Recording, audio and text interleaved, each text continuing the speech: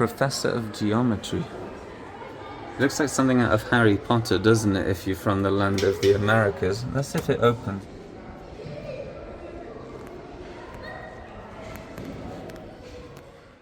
Good morning!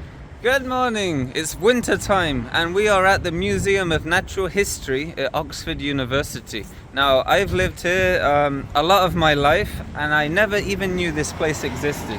A lot of us know the Natural History Museum in London, you know, all the big sites. But right here, Oxford University, check it out. And it's one of, maybe one of the top 10 places to see some dinosaur bones. So today we're going to see some dinosaur bones. Have a look at this Gothic architecture. Should I say neo-Gothic? It's a revival. And see what's inside. So yeah, let's not hesitate and get cracking. Wow, it's windy. So we're about to go inside. Like most museums in the UK, free entry, you know, free education. It's not like you go to America and pay $20, $30 to learn about something. Absolutely free. So we're going to check it out. You can see the neo-Gothic architecture, indicative of high arches and the such. We'll talk more about that later. But here's the entrance. Look how the steps have worn down over the years.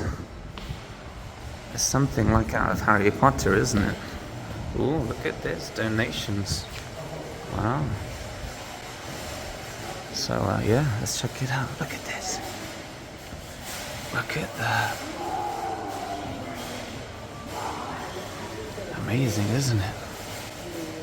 So you have balconies going all the way along there.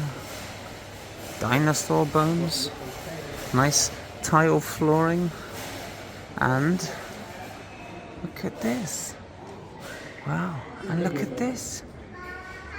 His name's Bacon. Amazing. Okay, so we're inside. So a magical place. I've had a look around for around 20 minutes, so I'm gonna start the video and take you on a journey. Let's go. So check it out. So it's funny, I've only been to the London National History Museum before, so this is my second experience, but it's quite fascinating having a museum with a glass roof in a neo-Gothic style. It just really opens everything up and gives everything lighting. It's really quite amazing, but they have quite a lot of things going on here. We have some huge replicas of dinosaurs here, but we also have some real stuff going on in various glass cabinets with the real bones in there. But yeah, it's something you see at Night at the Museum or something like that. But they don't just have dinosaur displays, they have various animals. I think they have a collection of archaeology stuff like pottery and lots of things they've sort of found, things people have donated. So it has a lot of things for a lot of people. You get the dinosaurs for the kids, you get the collections for people who like that stuff, and then you get the architecture and statues and things like that for other people. So there's something for everyone. But what I noticed was this museum, it's not funded on government grants or things like that. At least that's what I could find. It seems to be run on donations, volunteers. But yeah, it's great. So let's have a look around, see what we can find. Wow. Yeah, look at that. His tail goes all the way around the side there. So yeah, let me take you on a journey. Look at this. Oh, look at him. His little teeth. Yeah. So yeah, look at these. You see the boneyard. But it's quite amazing how these are, painstakingly put together. You can see the little. Oop, shouldn't have touched that. Yeah, so nothing's very. Well, it is kind of damaging. You can see they've put holes in there, but yeah, there's a bit of an art to putting these together. I always wonder how they do it. I imagine they have someone who knows how it's constructed and they know everything about the bones and everything. Then they have a guy with a drill, or girl, kind of doing what they tell them to. Maybe it's a team effort of putting one of these together, I'm not really sure, but it is quite fascinating how they managed to put it up with, damaging as little as possible. Wow. Look at that, it's crazy, isn't it? So, before I came here, I was looking around to see where in the world are the best places to see dinosaur bones. And this is one of the top 10 places that was recommended. And not just dinosaur bones, you can see this is a reindeer. This one, a red deer, and even a common pig. Look at him, a little common pig. So, yeah, not just dinosaur stuff, but you'll notice a lot of the real stuff, a lot of the rare things are usually in glass cabinets.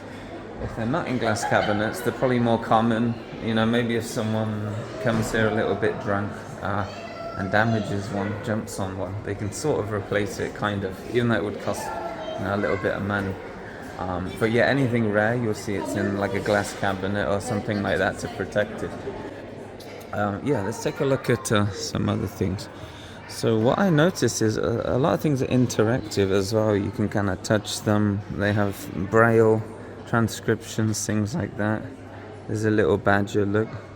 Because what I notice in a lot of museums is they don't let you touch things. Don't touch this, you'll get kicked out. It seems that here, if they don't want you to touch it, they usually put it behind a rope or in a cabinet. So I think that's actually quite nice if you have kids and you want them to learn. And you always hear that saying, you can look but you can't touch. But to be honest, humans learn a lot by touching. It's how we are, isn't it? You can quote that saying as much as, look at that, dinosaur eggs. You can quote that saying as much as you like, but when you touch something, you're more submerged. All your senses are firing. It's a very different experience, and so I think that's quite nice, actually. Look at that. Yeah, so I like these kind of statues dotted around. Yeah, you just don't really see this in too many places. Europe especially, you see a lot of architecture like this, but coming from places like South America and, even North America, to be honest, architecture like this you don't really see too often at all, even on the East Coast. But for anyone that likes architecture, this is neo-Gothic. What is neo? Well, it's like a revival, a Gothic revival. So you would typically have the Gothic architectural period. I think it was around the 1100s to the 1500s. And then there was a revival, maybe around 100 years later. And they call it neo-Gothic or Gothic revival. Being the only real difference is, I believe the original Gothic architecture used a lot of wood and things. And the newer neo one, they want to revive it, they want to bring it back, but they want to make it better. So with the neo-Gothic, the structures tend to be a lot taller than the original Gothic ones, and I believe that's because the wood is now being replaced with stone and things like that, so it creates a bigger sort of setting, and you typically see taller buildings. But what is Gothic? Well, Gothic, you see these high arches, high-pitched roofs like this, and things like that. Sometimes you'll see like large structures come out with little knobbles on them. Anytime you see that, it's usually indicative of Gothic architecture. You also see something called flying buttresses. Maybe you've heard that word, but you don't know what it is. And usually if you have a surrounding wall outside of the building, maybe we can take a look later, I don't know if they have one on this, and the wall has to be supported, otherwise the wall is very heavy, it could maybe fall over time. So what you would have is a wall outside and then have an arch sort of like that, or a connecting piece. So it connects the wall to the main building, and that connecting piece would be called the flying buttress in this case, or buttress. So you see those as well. You see various ribbing. Now this has a glass roof. I'm not sure if this is the original roof of the museum. I have no idea. I do see some wood there, which leads me to believe it's been replaced. Maybe at a later date. I'm not entirely sure. I imagine so. Yeah, you see the arches there. You can see that inside as like a aesthetic thing here, but you see it as a structural thing more up there as well, and that's very, very Gothic in terms of architecture anyway. So you'll see that a lot. But yeah, and you can see it in the doors as well. See some interior arches with the same design up to a kind of like a point there. So yeah, that's like the neo-Gothic style anyway, or Gothic style. But yeah, it's really cool because it just opens it out and brightens it up. But yeah, more on the side of this museum, you can see various fossils and things like that from pretty much all over the world. I imagine they rely on a lot of donations and things like that. Over the last, what would you say, 2-4 years, there's been a lot of rap on the British museums are getting a lot of flack, saying, oh, you have stolen goods, you stole things from Greece, you stole things from our country, and we want them back. And so I've been seeing a lot of that lately. I can't speak for this museum, but it is an interesting thing that I've noticed more recently. So I think the situation is, yeah, I guess you have a point. It could be stolen and you should give it back. But then where do you draw the line, I'm not sure. It's a debate for another time. But I'm not going to comment on that anymore. Yeah, what do you think of the museum? It's amazing, isn't it? So you can see various little sea creatures hanging up here. We have an orca, there's an orca, a common minke whale, or minky, I don't know. Never heard of a minke whale. I've heard of a mink, I think it's like a weasel. Oh, look at that, a sea urchin there. Oh. Yeah, beluga, white whale. So as soon as you come in, you see a sperm whale jaw. It's absolutely massive. I'll show you that now. Bottlenose dolphin. Oh. Yeah, let's have a look here. Yeah, look at this sperm whale jaw right there. It's bigger than the Christmas tree. so, absolutely massive. Yeah, look at that shot. Look. In contrast, so you can see an average person, maybe 6 feet tall, and you can see how big the bones are. Yeah, absolutely amazing, really. You don't see this too often. Let's take the opportunity. Oh, hello. I'm sorry someone shot you and put you in a museum. So, Oxford, a lot of history. It's an old city of England, and it has, right now, the best university you can visit, if you want an education, that is. Yeah, so right now, number 1 in the world, above Harvard, above Stanford, above Cambridge, number 1. So if you want the best education, come to Oxford. They specialize in lots of things. That being said, it's not cheap. I think if you live in the UK, you're looking at around just over 9,000 each year. And if you're international, I think around 15,000, something like that. So not cheap, but I think a lot of the universities are going the same way. I think the government put a cap on the fees, so they can't charge stupid amounts. And I think the limit is around 9,000 for UK students, so that's why it's sort of that amount. Because the problem is, if the universities can control the pricing, for example, then they could just, set it for 50,000 a year. Then the problem is only the people with rich families are going to get a good education, and it's not really a good system. So that's why that's the case. Yeah, look at that.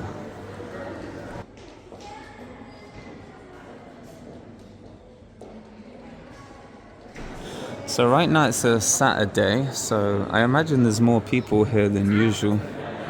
quite a lot of kids actually, to be honest.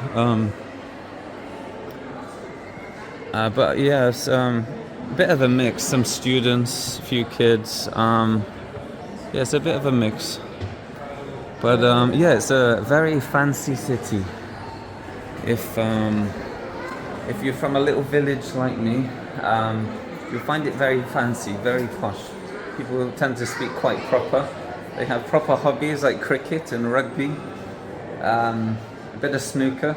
Very different way of living, but it's for me it's different. For you, maybe it's no different, but it's something interesting to note anyway. But yeah, there's an upstairs area, so they have toilets actually. They have toilets here. Let's have a look upstairs. So they have a balcony that goes all the way around. So Resident Evil. Okay. So let's see if we can see a flying buttress out here. No, I don't see anything. No flying buttresses yet. So here's the upstairs. Oh, they have a cafe. Ooh, what's this? Gallery of British insects. Oh, look at this fireplace.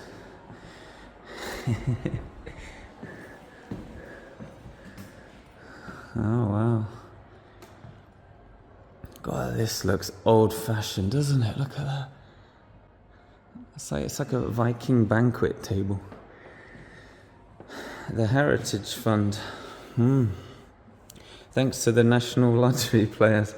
I'm not going to go into that right now, but I have a bit of an annoyance with the whole Heritage Fund and the National Lottery sponsoring things. Yeah, I'm not going to go into that now. For another video, perhaps. So there's a cafe here. You can get some, and for those of you who want to know the prices, you get a little sandwich for $4.25, $3.50 for a plain one. Bring your own mayo, right? Save £1. Can a drink $2.80? Not the cheapest, but I imagine some of this gets recycled back into the museum. Maybe, I don't know. But yeah, they have some vegan options, lentils. Actually, everything looks super healthy. Oh, and then you see the cake. Wow. So yeah, they are the prices. You can get some things. Look at this. Wow. Well, museums are definitely different how they used to be. Let's see what the zoom looks like on this. Oh wow, they had a good camera. Oof. That's amazing. Yeah, look at this, little insects here. Wow. But I think the main thing though, if you like your photography, I bet you could snap some great pictures off here. You can see the whole museum all the way around. Look at that. Wow, absolutely amazing. So yeah, it looks like the land of insects up here. Oh, look at this. Yeah. Look at these guys here. Is that real? Look how big that is. Wow, it's like the size of my hand. Wow. Yeah, so it looks like there's a lot of insect type things. No dinosaur bones up here, but there are some cool little entrances here. Oh, look at this. The Professor of Geometry. It looks like something out of Harry Potter, doesn't it, if you're from the land of the Americas. Let's see if it opens out of curiosity. Oh, it's open. Let's run. I don't want an angry professor accusing me of disturbing their class. Mathematical lecture room. Look at that. Wow. They should have like Gryffindor and all the houses. That would be great, wouldn't it? Wow. Professor of Astronomy. Imagine if that was your office. There's your door and you're the Professor of Astronomy. Pretty cool, wouldn't it? Wow. You want to go work every day. Oh, look at these stairs. Wow. Oh, look at that. Wow, that's amazing. Oh, look at this.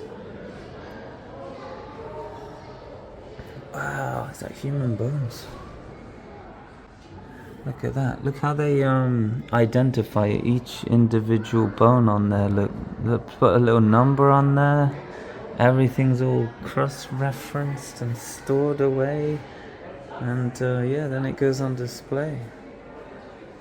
Wow. It must be... I'm always curious how that works. You know, you unearth some dinosaur bones, super rare, one of a kind, and then if you choose to display that, where you drill the holes, or do you drill holes? You just support things with metal structures and ID them and things like that. It must seem kind of hard to do that process. Look at this. Wow. Oh, these are the sprinklers. Look how old this sprinkler system is. Jeez. Yeah, look, you can see the plumbing going all the way across. Let's have a little look here. Look at that.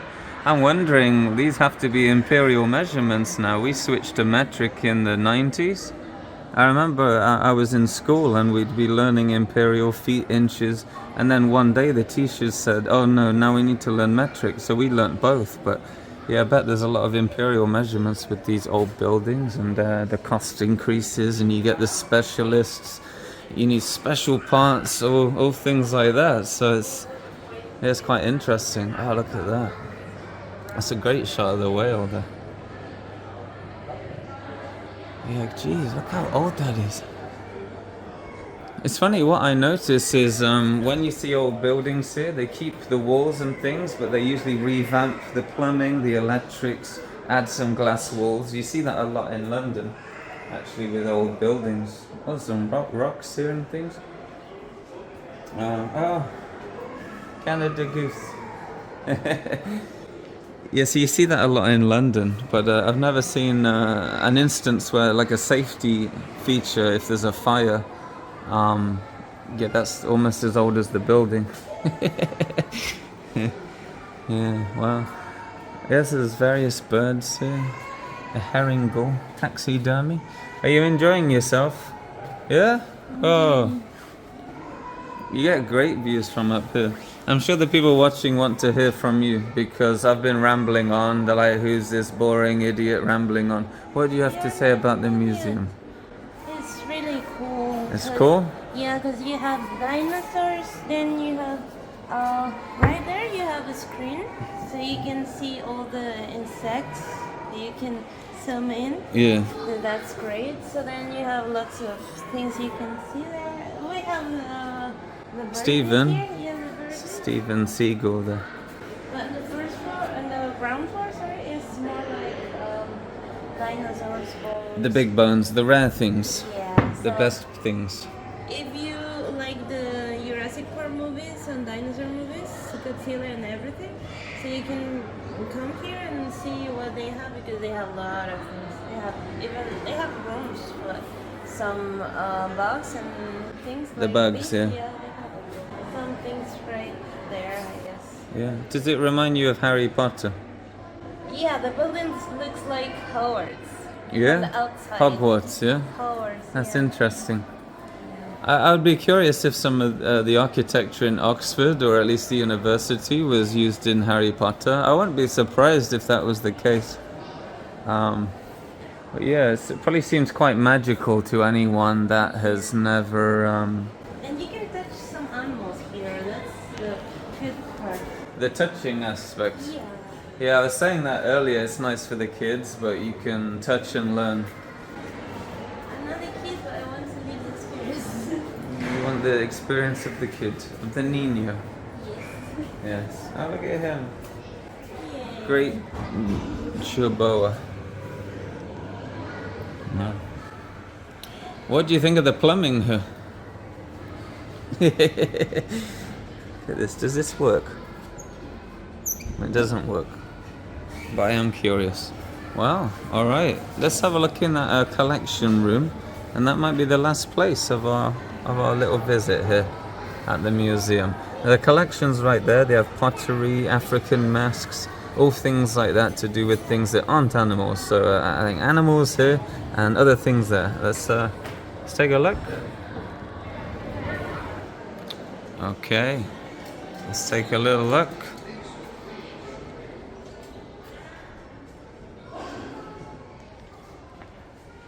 Wow, it's a big collection. It's a big room, in fact. Look at this. Wow.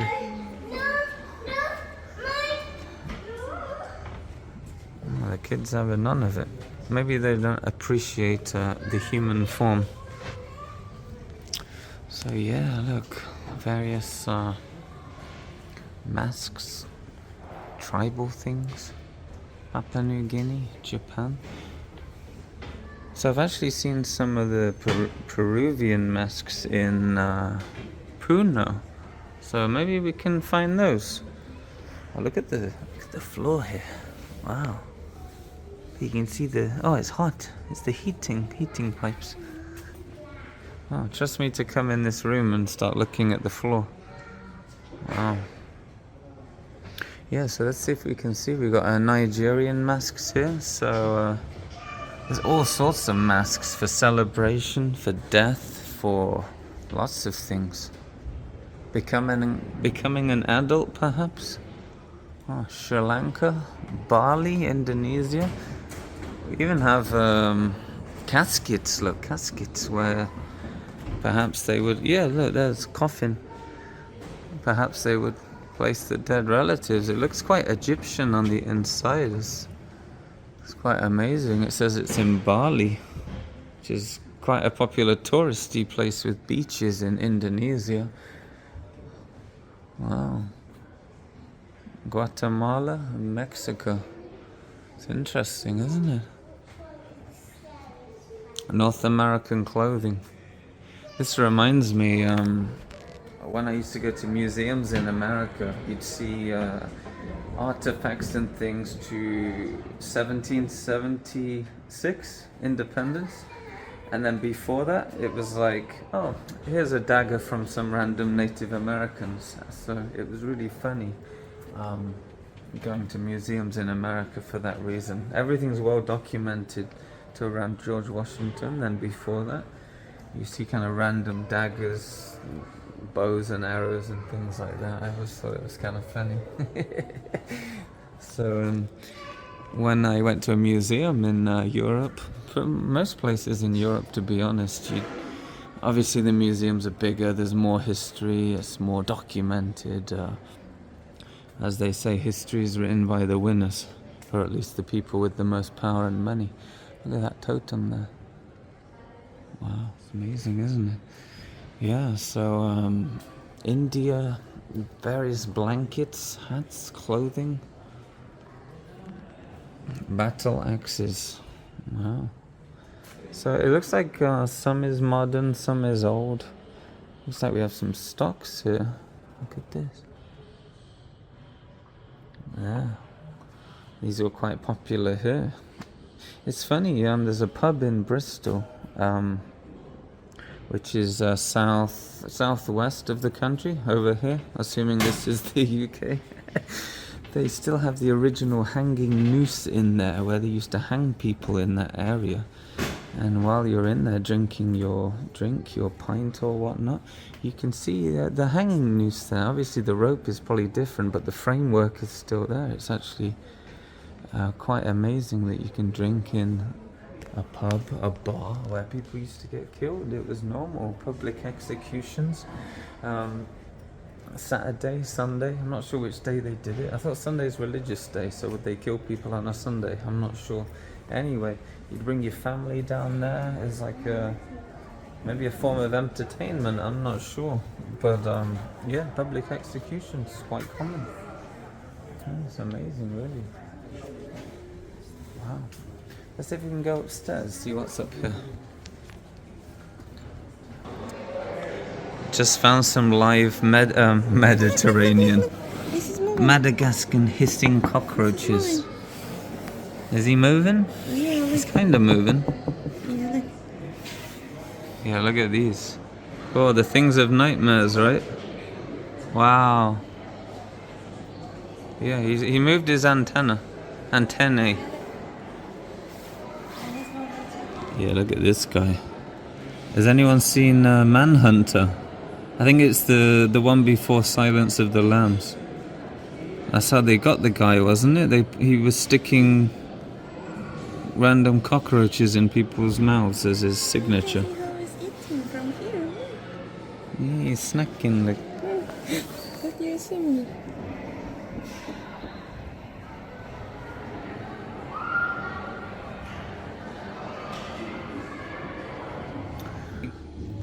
So I'm in a new area out back. It's a new exhibition. I don't know if it's something to write home about, but something I thought was kind of funny.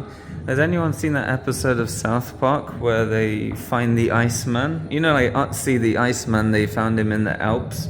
I think he predates Jesus. He's in a museum in Bozen in Italy, which is like a German city.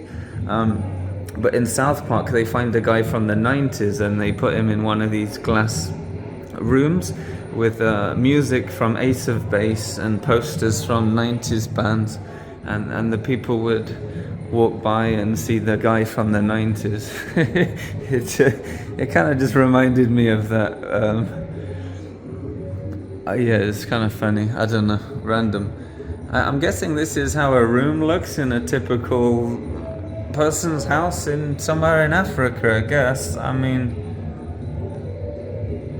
for me it's a bit weird. You can kind of see that on YouTube, you know, but I don't know, everyone lives differently, you know. Yeah, for me it's kind of random, but yeah, I thought it was funny. It reminded me of that episode on South Park.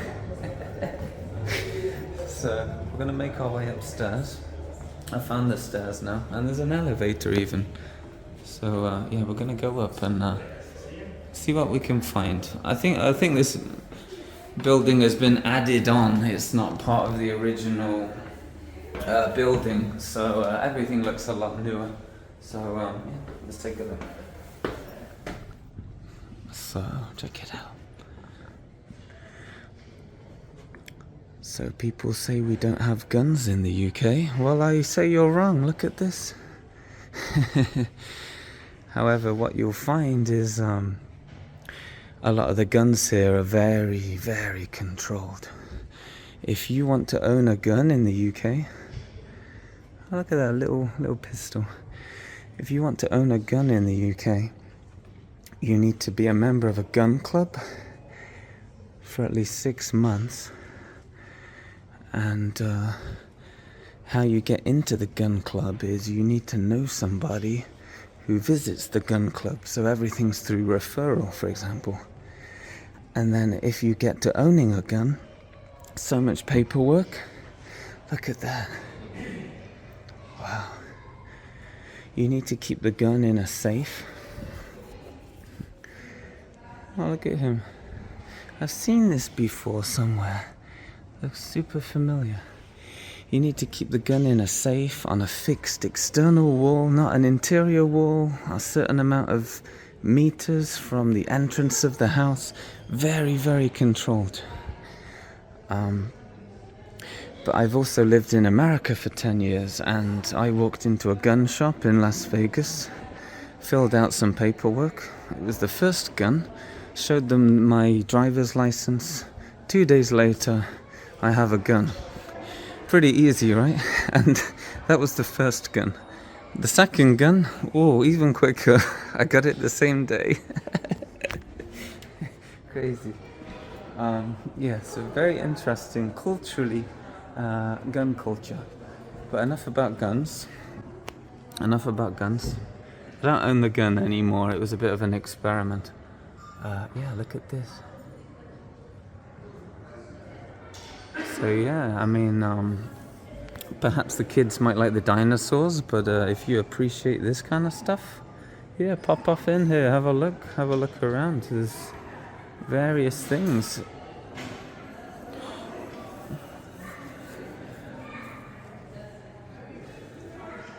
Oh, I've got keys, look. Ferrous metals. A little trivia, Fe is the chemical symbol for iron, ferrous oxide, and that's why they say ferrous, usually made of iron, from the Iron Age, right there, look. There's various things there. I don't claim to be an expert in any of this, but if I know something, I'll mention it. Wow. Amazing, isn't it? So I asked them about the Peruvian masks. They said no Peruvian masks. So if you watched my video series when I was in Puno, and I think I was talking about masks, we saw some masks. They have celebration masks, death masks and things like that. You might have an opportunity here. I think this museum would benefit from some of that culture. I remember when I was in Peru, I didn't know anything about Peru. I knew about Paddington, obviously, the football team. Then you're kind of guessing Lima, Machu Picchu, Cusco, and then it kind of gets a bit dry. So when my friend was telling me about various things in Puno, the region, different languages there, things like that, it was super interesting. And finding Peruvian things in museums is quite hard. It's not exactly, it's a little bit tricky. So yeah, for that reason, I think this could benefit from a lot of Peruvian stuff. And I think it's great that we can learn a lot more about cultures we are not really exposed to. The knowledge is out there. Oh, look at these guns, Jesus Christ. We got a blunderbuss. Wow. Oh, there we go, look, the blunderbuss. Wow. It's always the most amusing one to me. Blunderbuss. Oh, there we go. It's always one of those terms you hear when you're younger. You know it's a gun and you know it looks a bit silly, but when you see one it kind of brings all of that alive. Yeah, wow, look at this. Looks like a boat. Wow. So yeah, as you can see, lots to see and do here. I'm not going to go through everything, but you get a flavour, you get an idea of what they have, what it looks like, what you can do, and which rooms you can sneak into. Okay.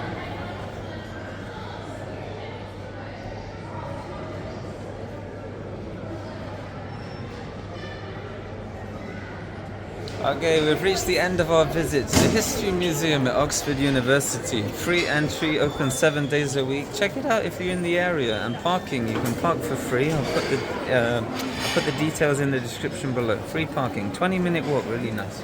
But what did you think? It's not a bad museum, is it? And what did you think? It's cool. It's cool. Well, there you go. You heard it here first. And there's Aristotle. And there's Aristotle's approval of the museum. Look at that. Yes, the museum is excellent. You should definitely visit.